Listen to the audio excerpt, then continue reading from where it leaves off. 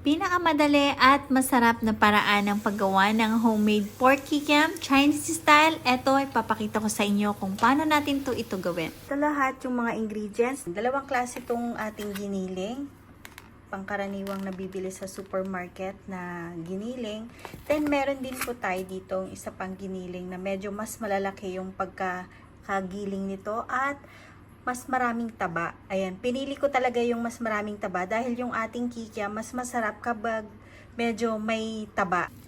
Ito na po yung ating pork giniling, carrots, ating sibuyas, red and green bell pepper, spring onions,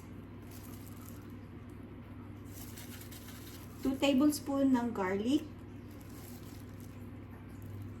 3 tablespoon ng sugar, 2 tablespoon ng oyster sauce, 2 tablespoon ng liquid seasoning, 1 tablespoon ng fish sauce or patis, half teaspoon ng salt, 3 tablespoon ng cornstarch, 1 cup ng all-purpose flour, and 1 medium size ng egg, black pepper. And lastly, maglalagay po tayo dito ng Chinese 5 spice.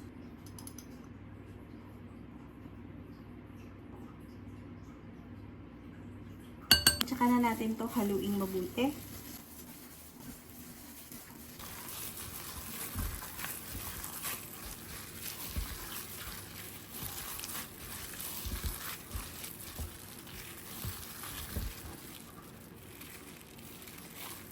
Tatakpan ko lang po ito ng saran wrap. And ilalagay natin sa ref. Mga 10 minutes lang po para mas madali natin itong hulmain mamaya. Pwede na natin iprito yung ating kikiam. Tayo dito ng cooking sheet.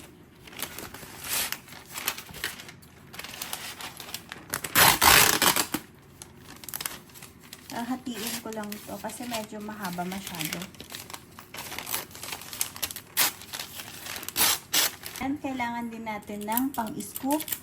Pwede naman kayo gumamit nito or kutsara.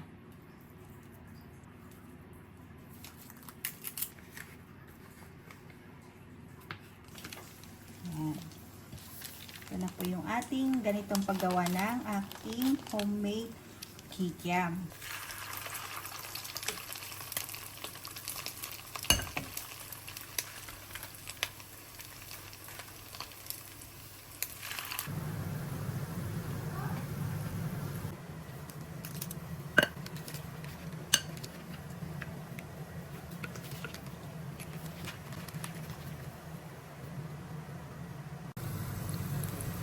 Prituhin lang natin to in medium heat.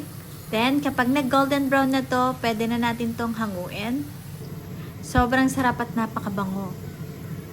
Pwedeng-pwede itong pang-ulam at ginagawa ko to tuwing magluluto ako ng pansit. At ito ang pinangsasahog ko. Masarap na at madali pang gawin. Sana nagustuhan nyo tong ating recipe for today. Thank you for watching. See you in my next video. Bye!